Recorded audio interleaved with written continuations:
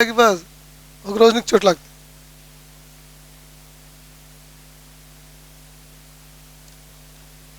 Hello प्यारे बच्चे, good morning.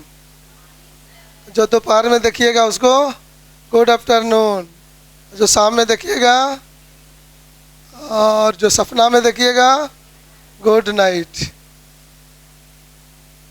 तो चलिए, सपना में नहीं जाना है, अभी हकीकत में रहना है। और हकीकत में रहने के साथ साथ जोश और जुनून के साथ आप लक्की हैं कि 11th क्लास को कर रहे हैं।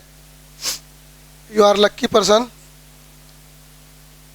अब हम लोग पढ़ाई कर रहे थे विस्को फ्रिक्शन।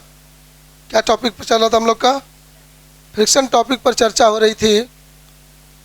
अब उसमें से हम लोग को देखना है कि फ्रिक्शन, यदि किसी सतह पर कोई वस्तु है हॉरिजॉन्टल प्लेन पर, तो वहाँ पर फ्रिक्शन फोर्स कैसे सोचते थे वो हम लोगों ने सोच लिया। अब हमें सोचना है कि यदि किसी इंक्लाइन प्लेन पर कोई वस्तु है तो वहाँ फ्रिक्शन फोर्स क्या होगा। और वहाँ पर दो टर्म यूज होगा, घर्षण कोण और विराम कोण। ये दोनों वर्ड को समझेंगे, एंगल ऑफ फ्रिक्शन और एंगल ऑफ रिपोज। ये दोनों टर्म समझेंगे और तब उसमें देखेंगे कि इंक्लाइन प्लेन पर कोई वस्तु रखेंगे और यदि वो स्लाइड करेगा, खिसकेगा, तो उसका एक्सेलरेशन त्वरण कितना होगा। तो बड़ी मज़ेदार सब टॉपिक है, इंटरेस्ट के साथ सुनिए।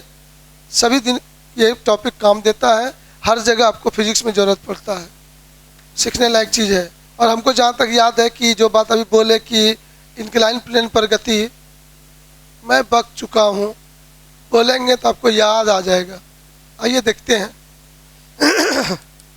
आपके खोपड़ी में कितना गुद्दा है, अभी पता चलेगा।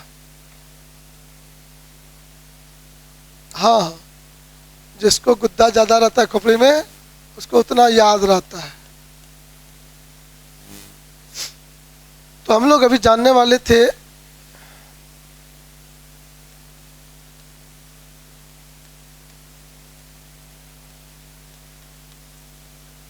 घर्षण बल।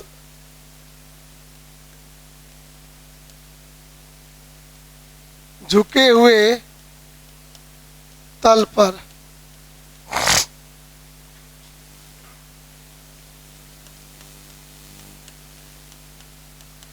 Friction force on rough inclined plane।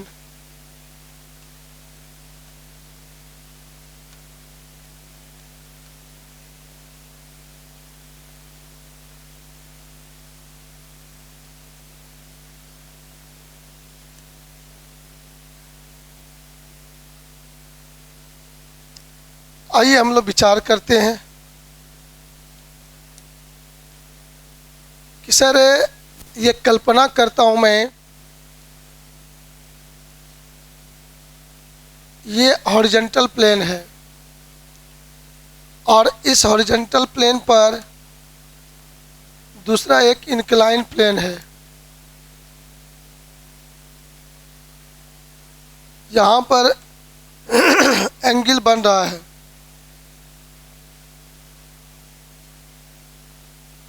Theta angle बन रहा है। इस पर कोई बॉडी आप रखते हो, तो तीन चार चीज़, बहुत अच्छा चीज़ सीखने लायक है। मैं आपको पहले ही थोड़ा बहुत सिखा चुका हूँ, थोड़ा सा उसको याद कीजिएगा, दिमाग पे जोड़ दीजिएगा, जवाब देने का कोशिश कीजिएगा। तो ये मेरा हुआ हॉरिजॉन्टल प्लेन और ये हुआ हमारा, बोलिए, इंक्लाइंड प्लेन। अब इस पर कोई वस्तु रखी हुई है,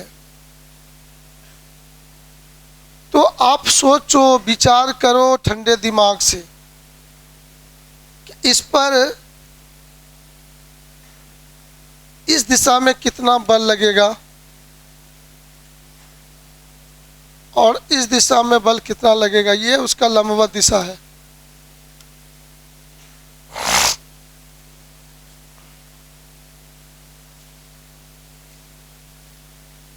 तो समझेंगे सबसे पहला काम कि आपके वस्तु का जो भार होगा, यदि ऑब्जेक्ट है, ये वस्तु है, उसका मास आप कुछ न कुछ बोलोगे। मास क्या मानता है आप? तो वेट क्या हो जाएगा आपका? mg हो जाएगा, होगा? हाँ, इसमें कहीं कंफ्यूजन नहीं होगा। तो वेट बॉडी को एकदम नीचे की ओर लाना चाहेगा, तो नीचे की ओर में भी क्या बोलेंगे? हम पूछें आपसे कि रे बाबू, भार का दिशा किधर होता है, तो क्या बोलेंगे हम बच्चे लोग? हम लोग बोलेंगे क्षैतिज तल के लंबवत नीचे की ओर, राइट। तो भार का दिशा हमको एकदम दिख रहा है, इस लाइन को आगे बढ़ाएंगे तो क्षैतिज तल के लंबवत आपका हो जाएगा, राइट। इसमें थोड़ा कन्फ्यूजन नहीं होना चाहिए।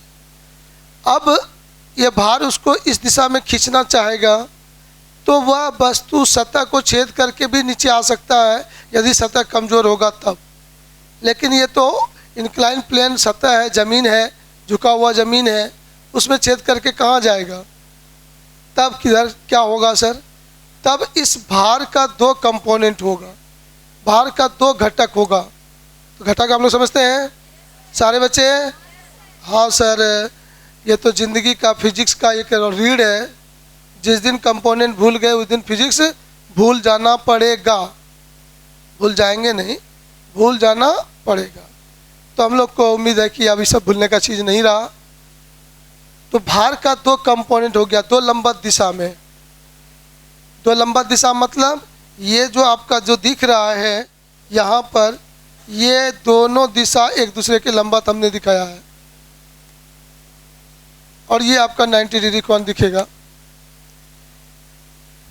तो ये लाइन और ये लाइन एक दूसरे के लंबवत है और दोनों के बीच में हमारा भार वाला दिशा है ना। तो उस भार का वह दोनों भाग, इस दिशा में बल कोई बल है तो वह दो भागों में बट जाएगा, तो लंबवत दिशा में, एक इधर और एक इधर बढ़ जाएगा। तो अब यदि नीचे की ओर दिखाएंगे तो ये इस तरह से हो जाएंगे, दो भागों में बढ़ जाएंगे। तो आइए ये दोनों भाग में क्या वैल्यू होगा? तो सर कंपोनेंट बताने के लिए हम लोगों के पास एगो चीज़ का ज़रूरत है, एंगल का। तो जिस दिशा में कोण लेना चाहेंगे उस दिशा के साथ थीटा कोण बनाएगा, उधर हो जाएगा कॉस, और उस दिशा के लंबवत दिशा में हो जाएगा साइन। ये याद है मन में? तो ये कोण बिना जाने हमको कोई उपाय नहीं है कंपोनेंट बताना, और वो कोण उतना ही होगा जितना यहाँ पर कोण बन रहा है। हॉरिजॉन्टल प्लेन और इंक्लाइन प्लेन के बीच जो कोण बन रहा है आपका, वही कोण भार के कंपोनेंट को बताता है। तो भार का दो कंपोनेंट हो गया, इधर हो गया mg cos थीटा और इधर हो गया mg sin थीटा। भार के दो कंपोनेंट हो गए। अब इस दोनों कंपोनेंट की जानकारी होने के बाद अब आप बच्चों क्या करोगे? घर्षण बल को सोचोगे। तो mg sin थीटा वस्तु को नीचे खींचेगा, या तो वो गति करने लगेगा या गति करेगा। लेकिन वो गति किधर करेगा? नीचे की ओर, झुके हुए तल पर नीचे की ओर गति करेगा, इस तरह से, राइट। तो निश्चित रूप से आपसे मैं पूछूं कि रे बाबू घर्षण बल कितना लगेगा, तो गति जिस दिशा में करना चाहेगा या करेगा उसके विपरीत दिशा में, इस दिशा में फ्रिक्शन फोर्स आपका काम करेगा। कन्फर्म है आप लोग? चलिए, बहुत सुंदर।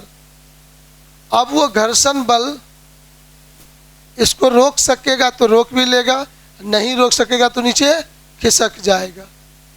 अब उसमें देखिएगा, तो यहाँ पर घर्षण बल का फॉर्मूला कितना होगा सर? एकदम गंभीर से सीखिएगा। तो सर घर्षण बल के लिए हम लोग नियम में देखें कि घर्षण बल समानुपाती नॉर्मल फोर्स, घर्षण बल समानुपाती, घर्षण force is friction force is directly proportional to normal force. Normal force किसको कहते हैं याद है?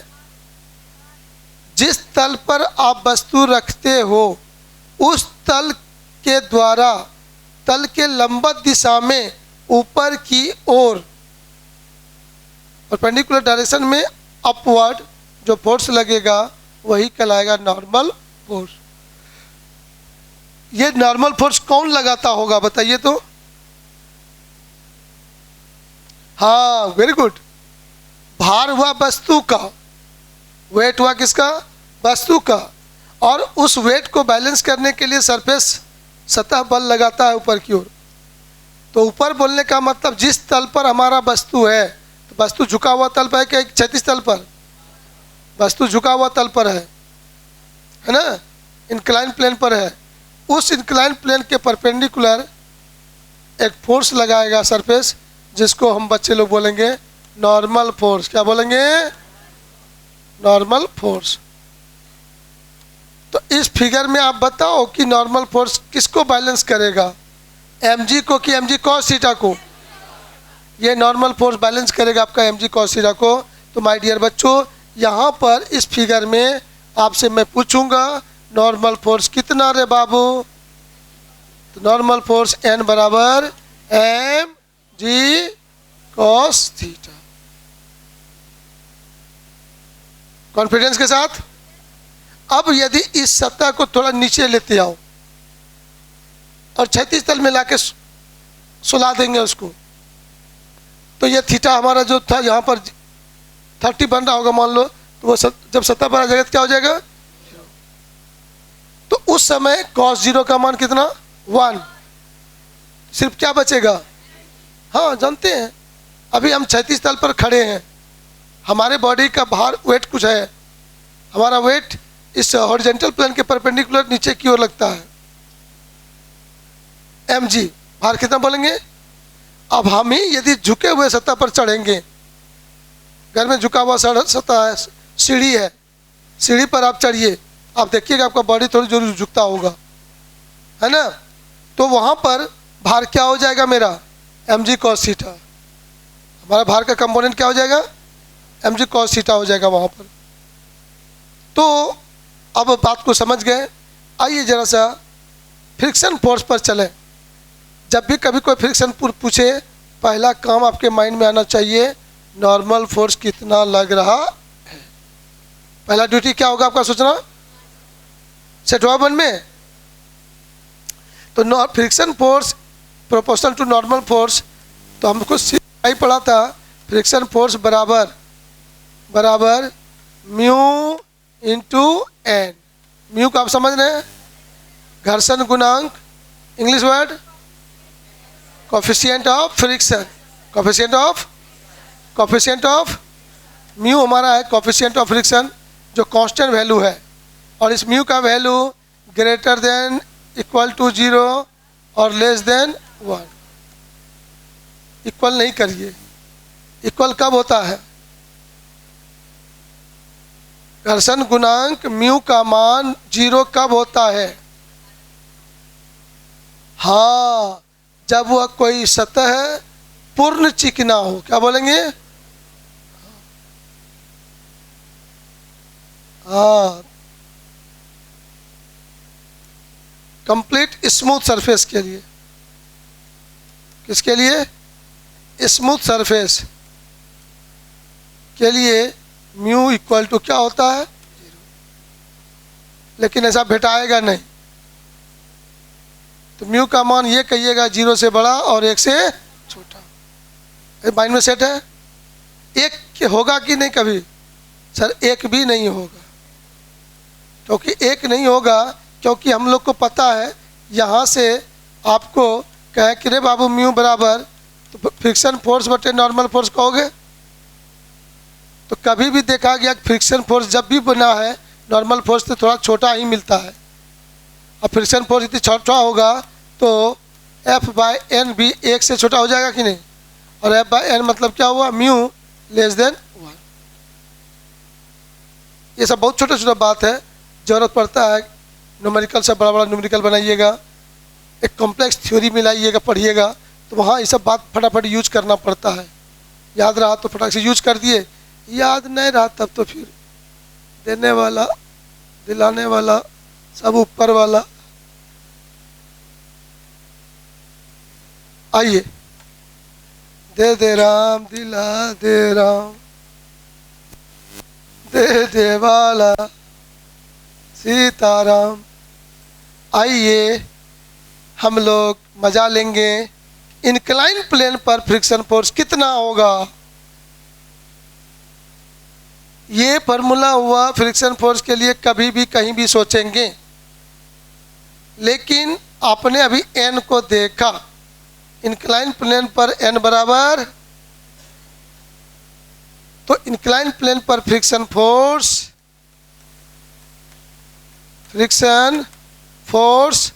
ऑन एन inclined plane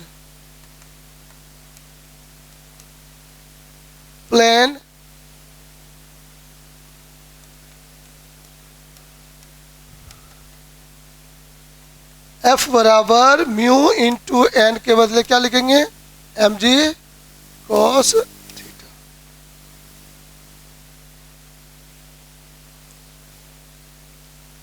अब सर ये mg sin थीटा का मान बढ़ाने, थीटा बढ़ेगा तो बढ़ जाएगा, थीटा घटाएगा तो घट जाएगा। थीटा का मान बढ़ने घटने से mg sin थीटा का मान बढ़ेगा घटेगा, जिसके अनुसार इस वस्तु के गति पर प्रभाव पड़ेगा। क्या पड़ेगा? गति पर प्रभाव पड़ेगा। क्योंकि थीटा का मान 30 डिग्री है तो साइन का मान हाफ, थीटा का मान 60 डिग्री तो साइन का मान √3/2।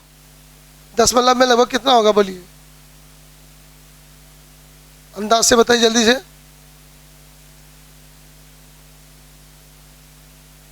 1.732 बटे 2 तो 0.86 ऐसे कुछ होगा, 0.8 बोल सकते हैं आप, है ना। तो आप गौर से देखिए, जब थीटा का मान 30 डिग्री है तो साइन का मान 0.5 1/2, और थीटा का मान 60 करेंगे तो 0.86, और थीटा का मान 90 कर देंगे तो थीटा बढ़ाने पर बढ़ा कि नहीं बढ़ा? हाँ सर, थीटा बढ़ाने तो बढ़ जाएगा।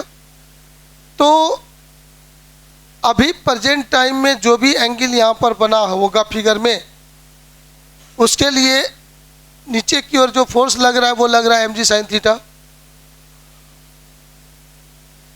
और घर्षण बल लग रहा है कुछ F फ्रिक्शन फोर्स लग रहा है यहाँ पर, ऐसा माना मैंने। वो फ्रिक्शन फोर्स इस mg sin थीटा को बैलेंस करके रखे हुआ है। बताए थे फ्रिक्शन 3 प्रकार का, न प्रकार तो 2 ही बोलेंगे, स्लाइडिंग फ्रिक्शन में फिर 3 प्रकार का बोलेंगे। तो यहाँ पर फ्रिक्शन फोर्स देख रहे थे स्टैटिक फ्रिक्शन। यदि झुकाव कोण थोड़ा कम है, 5 डिग्री 10 डिग्री है, वहाँ पर कोई वस्तु रखे तो उसके पर कोई प्रभाव नहीं पड़ा, वो खिसकने के मूड में। अब थोड़ा झुकाव को बढ़ा दीजिए, खिसकने के मूड में आ जाएगा, और जब खिसकने के मूड में आ जाएगा तो लिमिटिंग फ्रिक्शन, और थोड़ा झुकाव बढ़ा दीजिए, चल देगा, नीचे चल देगा, तो काइनेटिक फ्रिक्शन। तो वो में अंतर जो हो रहा है, वस्तु वही है, सतह वही है, फिर भी गति पर प्रभाव पड़ा ना, पोजीशन में पड़ा तो किसके कारण? थीटा कारण। थीटा बढ़ेगा तो mg sin थीटा, नीचे खींचने वाला बल का मान बढ़ गया, पहले कम लग रहा था तो एकदम कोई प्रभाव नहीं, स्टैटिक फ्रिक्शन। थीटा बढ़ा दिए थोड़ा सा तो mg sin थीटा थोड़ा बढ़ जाएगा तो खिसकने के मूड में आ सकता है, जस्ट बिगिंस टू मूव, खिसकने की स्थिति में आ सकता है। और थीटा और बढ़ा दिए mg sin थीटा और बढ़ जाएगा तो वो गति कर देगा, तो काइनेटिक फ्रिक्शन हो जाएगा। तो जो भी हो, यहाँ पर फ्रिक्शन फोर्स का फार्मूला ये हुआ। हम इसी फार्मूला को यूज करके थ्योरी आगे पढ़ेंगे। तो ये था फ्रिक्शन फोर्स के बारे में आइडिया। अब यही बल जब इस तल को झुका के थीटा का मान 0 कर दें, तल को हॉरिजॉन्टल प्लेन में आके लाके सुला दें, थीटा जैसे 0 हो जाएगा तो फ्रिक्शन फोर्स क्या हो जाएगा, गौर से देखो, थीटा 0 हो जाएगा तो cos 0 1 हो जाएगा, तो F बराबर म्यू एम जी, F बराबर म्यू एम जी हो जाएगा। तो मान लिया 100% संतुष्ट है हम लोग। चलिए पेज चेंज कर दें।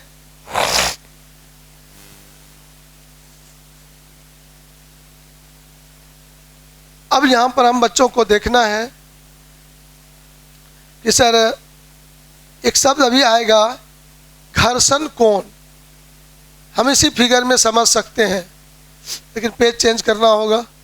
पेज चेंज करते हैं, इसी में बैक कर करके आपको समझाएंगे। इसी फिगर में कुछ चेंज करेंगे। झुके हुए तल पर गति करने के लिए घर्षण कोण, एंगल ऑफ फ्रिक्शन एक शब्द है, उसका बड़ा महत्व है। और एक शब्द है एंगल ऑफ रिपोज, विराम कोण, ठीक है।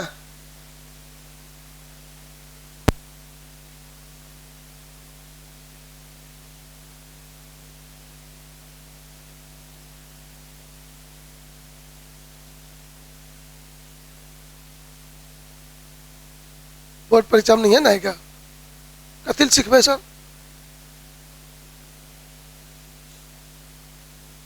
सब सीख भी रहा है, लेकिन बीच में फुसुर फुसुर का आवाज आता है ना, दिक्कत हो जाता है, माइंड का कंसंट्रेशन बिगड़ जाता है। अरे अच्छा, तुम ही को पूछे, तुमको कोई पार्टी में भेज दिया जाए, डांस करना है डिस्को, अब वहाँ पर हम फिजिक्स का फार्मूला पूछें तो 25 गाली हमको बकोगे कि नहीं बकोगे? कोई गलत काम हम नहीं पूछे तुमसे, फिर भी तुमको बुरा लगेगा कि नहीं लगेगा? हम जब पढ़ाने आते हैं ना, मेरा यही डिस्को डांस है, और तुम बीच में वहाँ फिजिक्स का गप करता है, दूसरे विषय का गप करता है, तो हमको बुरा नहीं लगेगा? हाँ सर सही बोली, ठीक है सर, समझ गए सर, अब नहीं करें।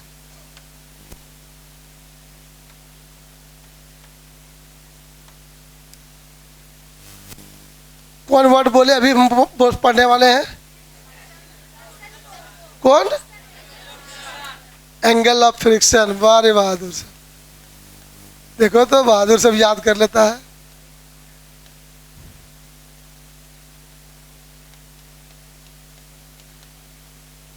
एंगल ऑफ फ्रिक्शन, घर्षण कोण।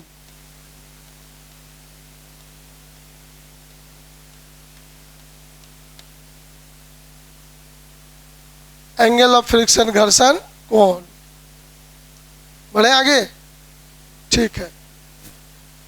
तो सर एंगल ऑफ फ्रिक्शन घर्षण कोण में हम बच्चे देखना चाहेंगे, कहते किसको है?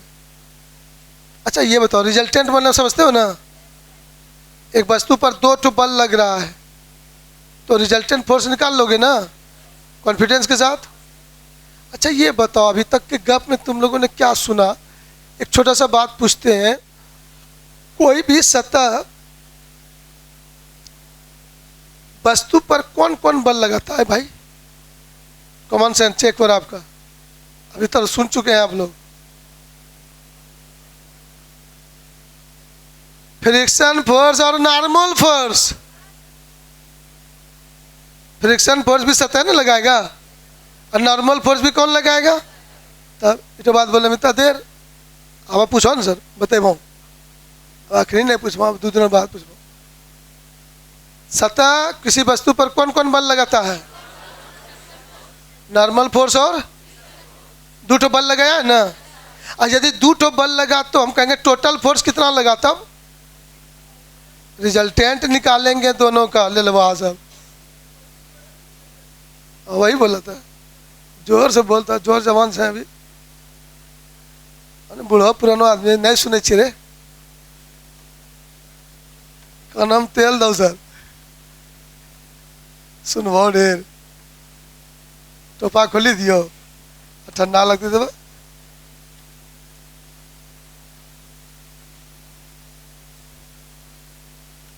कौन तो हो गया थीटा कन्फर्म। चलो कौन जब थीटा हो भी गया, अब यहाँ कोई वस्तु रखेंगे हम। जैसे वस्तु रखेंगे इस वस्तु पर दो ठो बल लगाना शुरू करेगा। कौन कौन कौन बल होगा? ये दोनों फोर्स कौन लगाएगा? सरफेस। Very good. अब दोनों फोर्स का दिशा आप बता सकते हो कि नहीं? दोनों फोर्स का दिशा आप तय करो जल्दी जल्दी। ये तो जो होना था वो करता है, इसको तो आप कुछ नहीं कर सके हुए। अब यहां पर देखोगे तुम लोग, एक वो फोर्स एन लगेगा,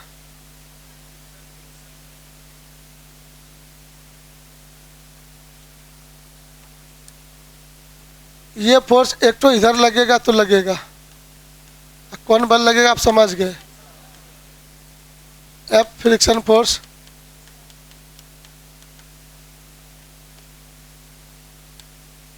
उसके बाद इसके नॉर्मल दिशा में, इस दिशा में एक तो बल लगेगा। कौन फोर्स लगेगा? नॉर्मल फोर्स लगेगा। इसमें जरा सा भी कंफ्यूजन हम लोगों को होना नहीं चाहिए। होगा तो अपना जानिए, हम इसमें नहीं जानते हैं, हम इसका जिम्मेदार नहीं। दो ठो बल लगा रहा है सतह, तो दोनों बलों का टोटल फोर्स कितना लगा, दोनों का रिजल्टेंट निकालेंगे। तो रिजल्टेंट निकालने के लिए क्या चीज़ का जरूरत होता है? दोनों के बीच का कोण। दोनों के बीच का कोण कितना है? हाँ कितना? हाँ हम लोग चलवा बोल लो थीटा, चलवा के जैसे टॉनिक दे लगता।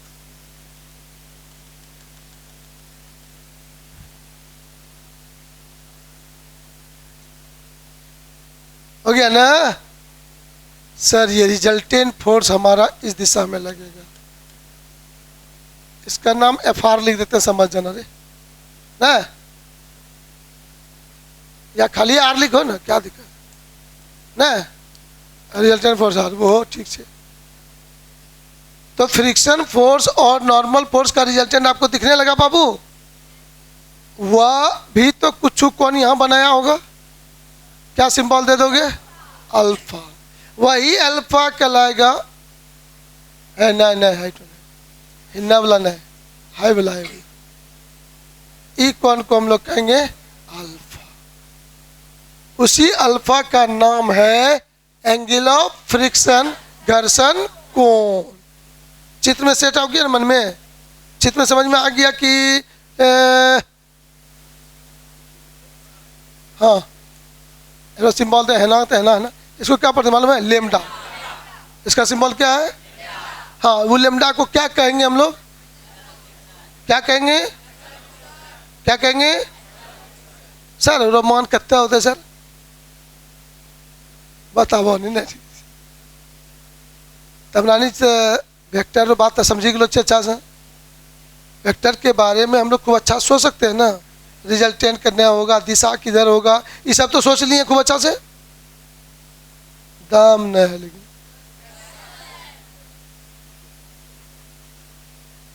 तो इन लेमडा का वैल्यू कहेंगे निकालो। तो हम लोग क्या करेंगे जानते हो तुम लोग? इस वेक्टर आर को जो फिगर में दिखाए हैं, वेक्टर आर का टू कंपोनेंट्स क्या क्या हो सकता है? कुछ छूने सर, एकदम आराम से कहेंगे आर कॉस थीटा, थीटा ने वहाँ कौन लेमडा है, एंड आर साइन लेमडा। जल्दी बोलिए, होगा? तो आर इधर है, लेमडा कौन ये है, घर्षण कौन। इस दिशा में कंपोनेंट पूछेंगे आर कॉस लेमडा। बहुत अच्छा, मजा आ रहा है हमको। यही सब चीज़ तो बच्चे को पकड़ना चाहिए। ये सब पकड़ लिया तो अब कोई दिक्कतें नहीं है पढ़ाने में। यही सब पकड़वाने में तो समय लगता है, पकड़ लिया बेड़ा पार। अब तुम लोग मेरा विचार करना ठंडा ठंडा दिमाग से कि ये आर कॉस लेमडा किसके दिशा में है? तो आर कॉस लेमडा बराबर एन, और एन बराबर कुछ देर पहले पढ़े थे कौन चीज, कंफर्म। देखो तो क्या मजा आता है पढ़ने में। और आर साइन लेमडा किसके दिशा में है, तो आर साइन लेमडा बराबर फ्रिक्शन फोर्स है।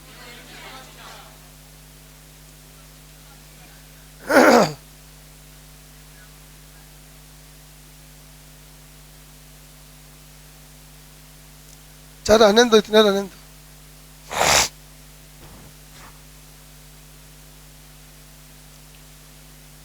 तो यहां से देखना, इसको नाम दो इक्वेशन 1, इसका नाम दो इक्वेशन 2, दे सकते हो कि नहीं। तो हम कहेंगे क्या, इक्वेशन 2 डिवाइडेड बाय इक्वेशन 1, कर सकते हो मतलब। हाँ सर, क्या नहीं सर, तो मैथमेटिक्स का क्रिया है। जानना जरूरी है कि भाग देंगे, दे तो तक सकते हैं, देंगे क्यों सर, ये काम तो करने का अधिकार मैथमेटिक्स दिया हम लोगों को। कर क्यों रहे हैं, करेंगे क्यों, हेडिंग क्या लिखा हुआ है, घर्षण कोण का सूत्र निकालने के लिए कर रहे हैं।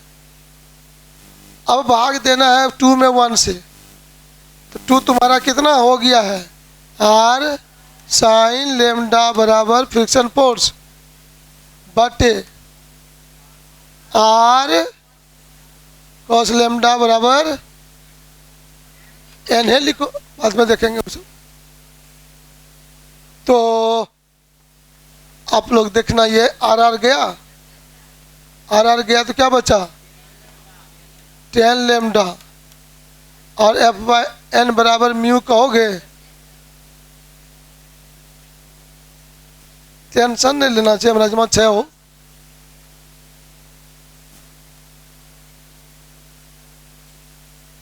कि ले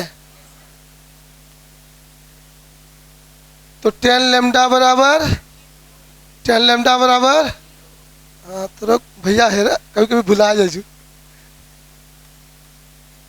लेमडा बराबर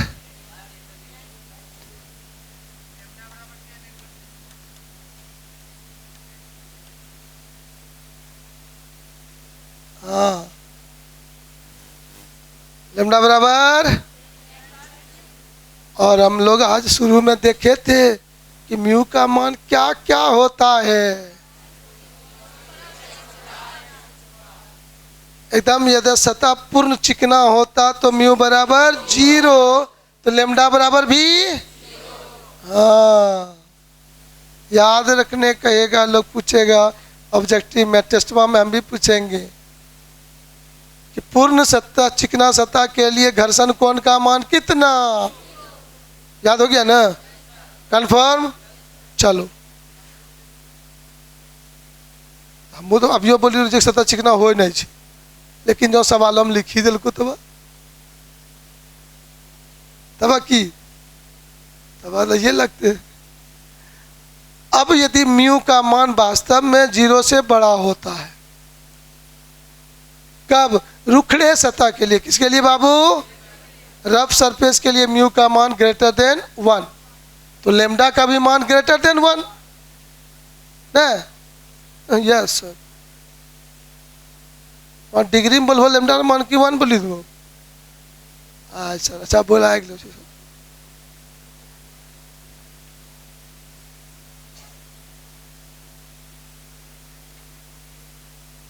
तो यहां पर चूंकि ध्यान देना गौर से, चूंकि mu greater than 0 less than 1, जब बोल, तो यहां पर tan इनवर्स सबके साथ लगा सकते हैं कि नहीं, तो tan inverse 0 less than tan inverse mu less than tan inverse 1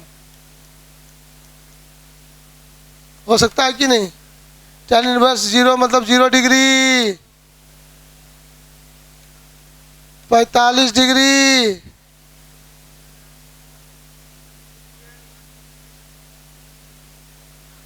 tan inverse mu का मान लेमडा, लेमडा का मान निकल गया गुरुजी, हट पूर्ण चिकना सतह होगा तो लैम्डा का मान 0, लेकिन रुखड़ा सतह होगा तो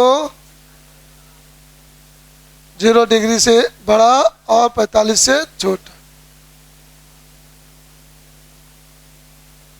पूरा फिजिक्स घुमाए फिरा, दुनिया गोल है, यहाँ चलेंगे ना घूमी फिर के यहाँ ही आ भिजबो भरू, चलता रहो घूमी फिर कहता रहो, चलता रहो घूमी, धीरे धीरे आगे बढ़ते जाइएगा ना, पूरा संसार में एक ही चीज पता चलेगा, ऊर्जा संरक्षण सिद्धांत।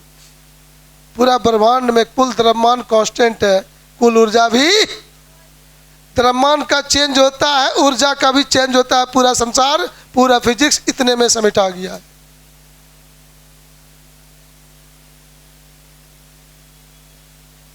एक ही तरह का चीज घुमा फिरा के कई जगह आपको मिलने वाले हैं,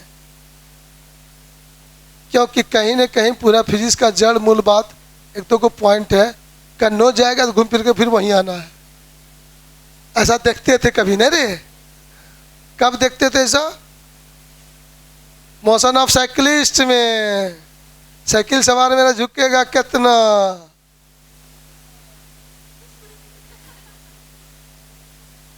बच्चा लोग को आ गया मजा रे। तो घर्षण कौन समझ में आया? अब यहाँ पर एगो शब्द जोड़ देते हैं यहीं पर, ये थीटा बोला हमको नहीं कुछ कहिएगा, तो इसको भी कुछ कह देते हैं।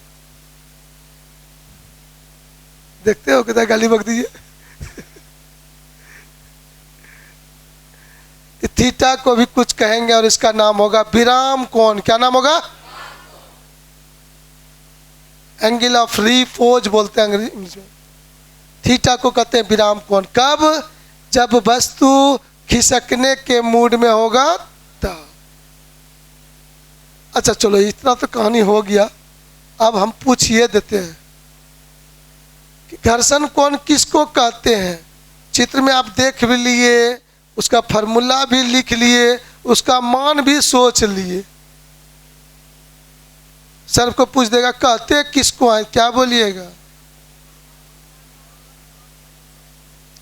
नॉर्मल फोर्स और रिजल्ट फ्रिक्शन फोर्स के रिजल्टेंट तथा नॉर्मल के बीच का angle.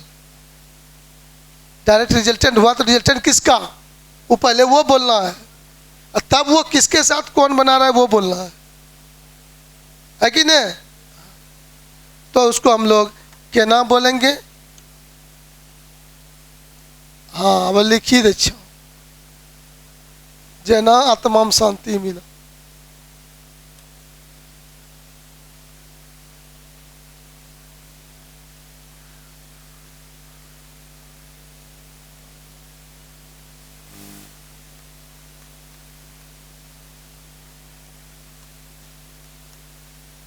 Angle between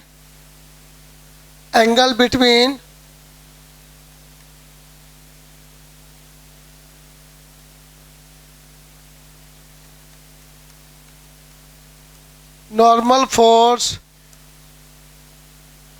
angle between normal force and resultant force of friction and normal force is known as angle of friction. Angle of friction। क्या तैयार है मानने के लिए? एकदम तैयार है सर।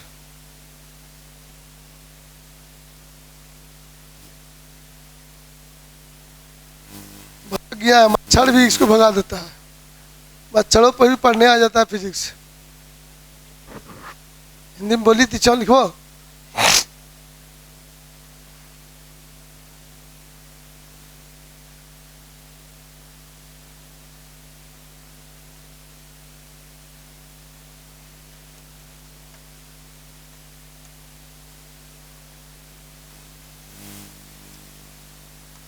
घर्षण बल तथा अभिलंब प्रतिक्रिया बल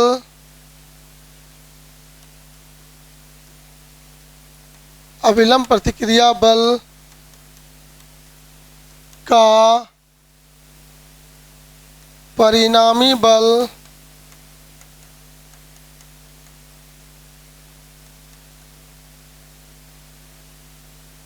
का दिशा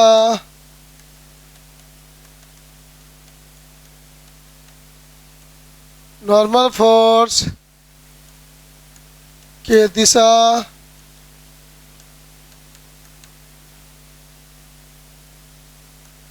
के साथ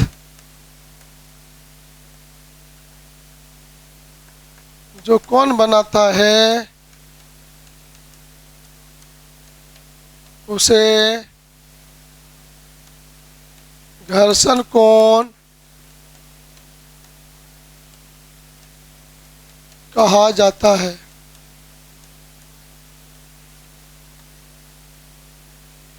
उसे घर्षण कोण कहा जाता है।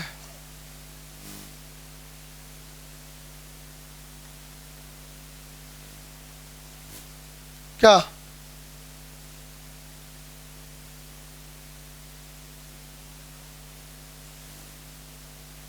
नॉर्मल जो बनाता है कौन रिजल्टेंट फोर्स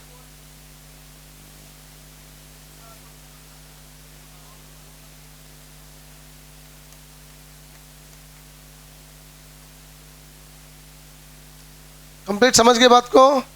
चलिए ठीक है, ओके, फिर मिलते हैं हम लोग 2 बजे नए चैप्टर के साथ।